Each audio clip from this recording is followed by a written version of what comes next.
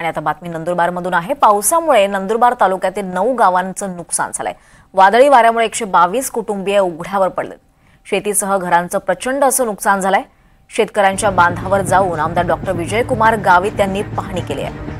नंदुरबार तालुक्यातल्या शनी, मांडळ, तलवाडे, आखातवाडे, खरते भागात काल संध्याकाळी आणि रात्री झालेल्या अवकाळी पाऊस आणि वादळी वाऱ्यामुळे घरांसह शेती पिकाचं मोठं नुकसान झालंय।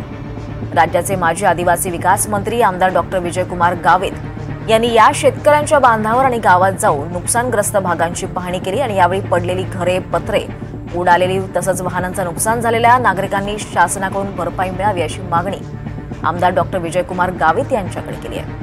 तसंच पावसामुळे शेती पिकाचं नुकसान झालंय। शेतकऱ्यांनी नुकसान भरपाई पंचनामे करून मिळावी अशी मागणी केली आहे।